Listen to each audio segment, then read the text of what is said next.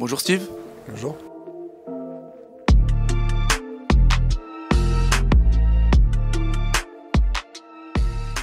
Pour commencer, peux-tu nous parler de ton parcours et de ce qui t'a amené à rejoindre le Servette FC? Alors, mon parcours de footballeur, il a commencé à 8 ans environ, dans mon petit village de Trois-Torrents en Valais. J'ai fait pas beaucoup de temps là-bas, après je suis descendu à Monté où j'ai fait quelques années avant de rejoindre le FC Sion en moins de 16 ans. Et du coup là-bas je suis resté jusqu'à 20-21 ans comme ça, après les moins de 21.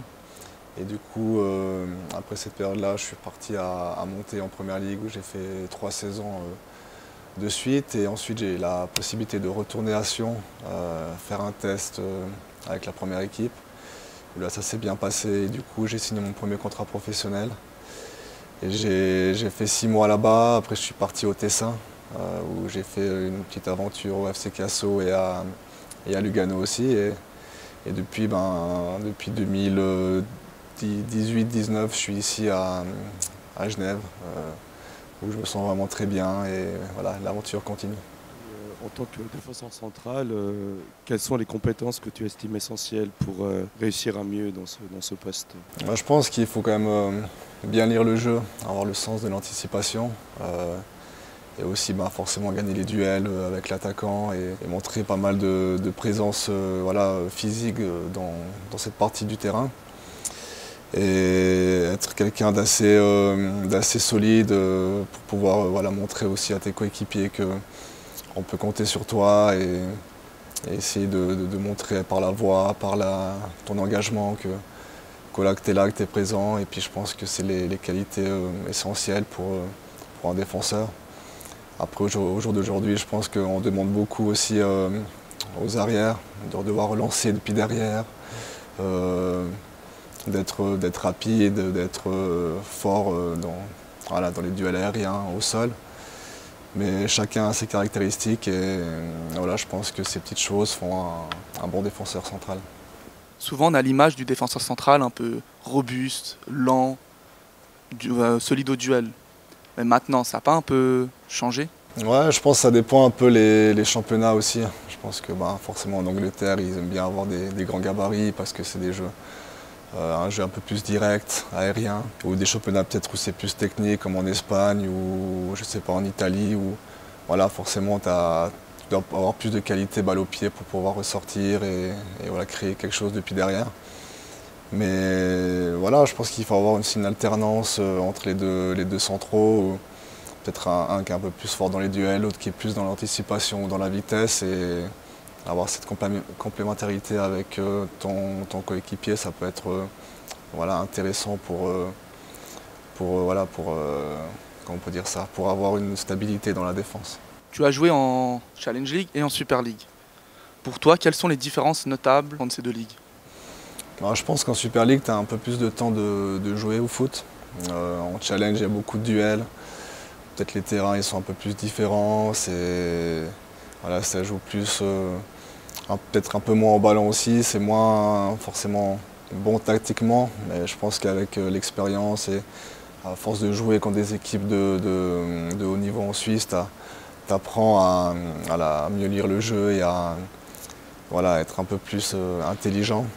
Je pense qu'il n'y a pas une énorme différence, mais quand tu vois quand même les équipes de Challenge League qui montent en Super League, il faut quand même un temps d'adaptation. Et voilà, c'est ces genres de rencontres qui font grandir une équipe. Et forcément, c'est pas évident pour ce genre d'équipe qui monte parce qu'il y a quand même une légère différence, mais des fois, c'est vraiment c'est ce qui fait que le match peut tourner.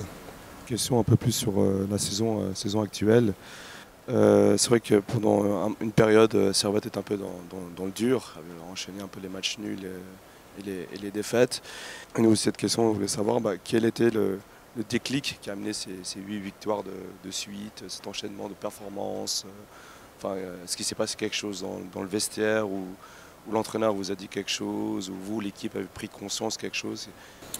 C'est vrai qu'il y avait une période un peu compliquée parce qu'il y avait beaucoup de matchs et physiquement, c'était pas évident d'enchaîner. Il y avait cette période où on s'est dit, mais il y a peut-être qui disaient qu'on joue pas assez bien au ballon, ou voilà, il n'y a pas les résultats escomptés. Et je ne sais pas s'il y a vraiment eu un déclic en soi. Peut-être le match à Lucerne, on a quand même perdu 2-0, mais on s'est rendu compte qu'on avait fait vraiment un super match, on n'était pas récompensé de nos efforts. Et depuis ce jour-là, on a enchaîné les victoires et avec la confiance, on a vraiment mieux évolué sur le terrain. Et je pense que c'est à partir de ce moment-là qu'on s'est dit que voilà, on a les capacités pour vraiment faire mal à tout le monde. Et pour l'instant, ça nous a souri jusqu'à présent. Est-ce que tu sens une différence entre la saison dernière et cette année au niveau intensité? Notre équipe ou en général, tu dis? Ouais, en général, ouais. Là, il y a déjà 2 équipes en plus dans le championnat, donc forcément ça rajoute, des matchs voilà, différents parce qu'il y a 2 équipes de Challenge League qui sont montées et je ne sais pas si le niveau il a changé, mais on voit que voilà, tout le monde doit se battre dans ce championnat pour avoir des points parce que c'est toujours compliqué. Tu peux faire un très bon match contre le premier du classement et tout d'un coup te casser un peu la tête contre une équipe un peu en difficulté. Donc je pense que c'est un peu le championnat suisse, il faut savoir être constant si tu veux être en haut du classement. Et ce genre de match, quand tu joues contre des équipes moins bien classées, tu dois montrer, maintenant je pense que Servette doit montrer qu'il doit être l'équipe qui impose son jeu. Et voilà, c'est ce genre de détails qui font qu'on est en haut ou en bas. Au niveau de l'intensité physique, mais de l'équipe dans le jeu, comparé à la saison dernière, nous on a l'impression qu'il y a eu un changement. Toi aussi tu confirmes ce changement ou... Ouais, je pense qu'on est une équipe assez complète cette saison, avec des renforts qui ont vraiment fait du bien.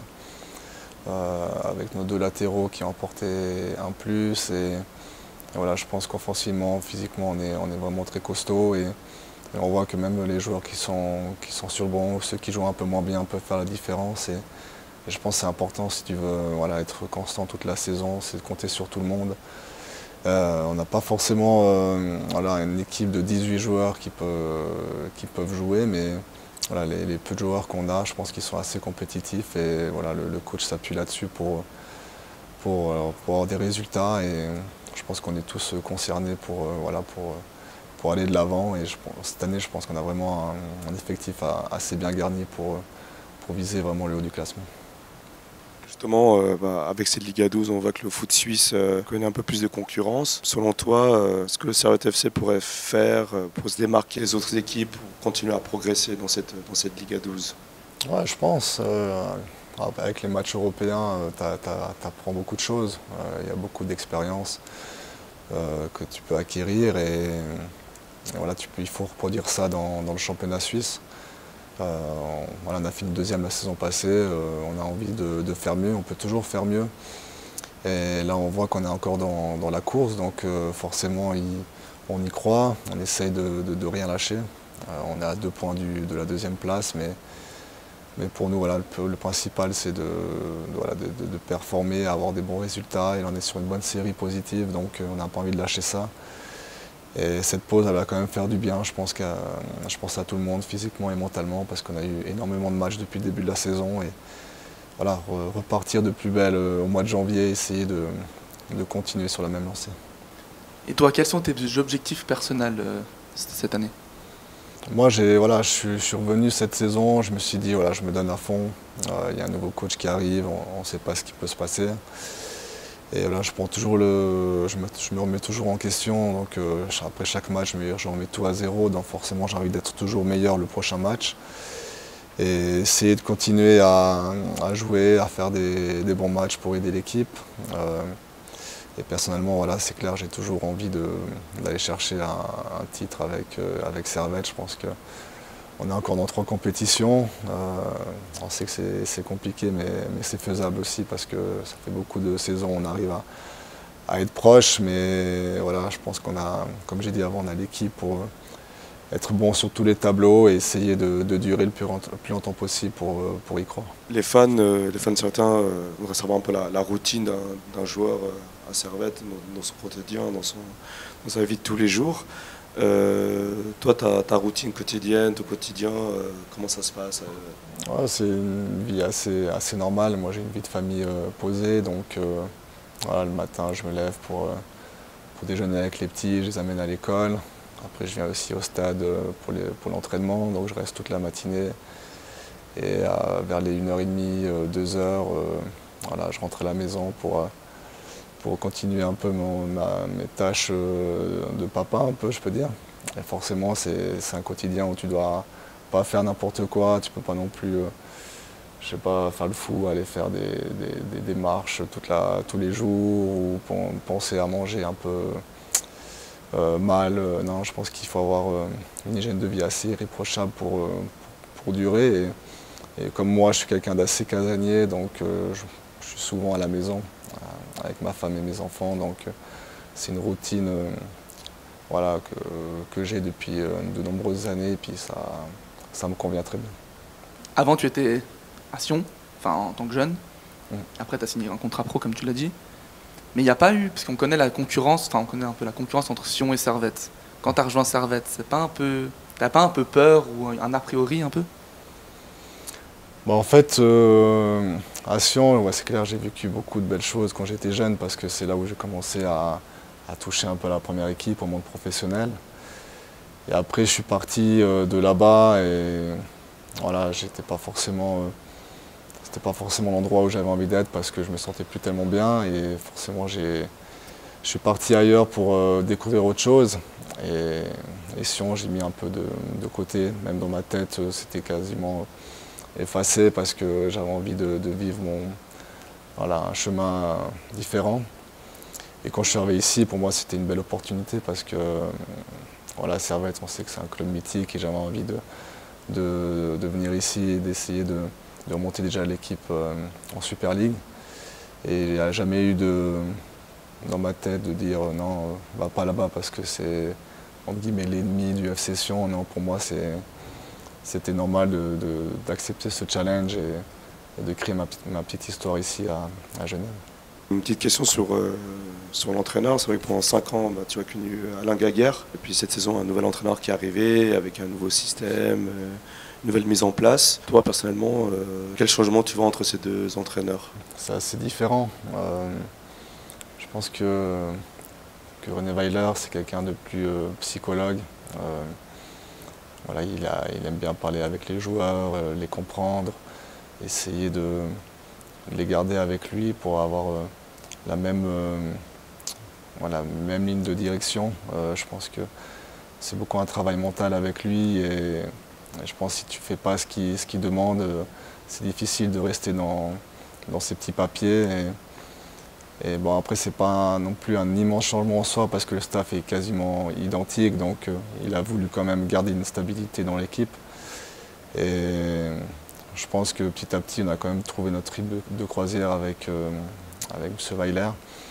Et voilà, le Servette a toujours voulu jouer au foot, bien jouer, avoir aussi des bons résultats. Et en soi, je ne pense pas qu'il y ait eu un immense changement, mais il y a la continuité qui fait qu'aujourd'hui, on est toujours en lice pour faire en lice sur les 3 tableaux, essayer de continuer à faire ce qu'on sait faire depuis les saisons précédentes. Et voilà, la petite touche supplémentaire du coach, elle nous apporte aussi cette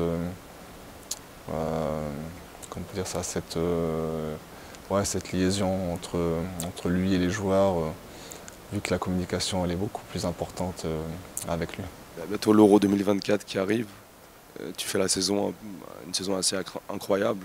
Est-ce que tu attends ce coup de fil de Mourad Yakin pour une sélection? Non, forcément, j'ai toujours rêvé de porter le maillot suisse, mais je ne me fais pas trop d'illusions. Je pense qu'il y a beaucoup de grands joueurs qui jouent dans des clubs européens un peu plus renommés.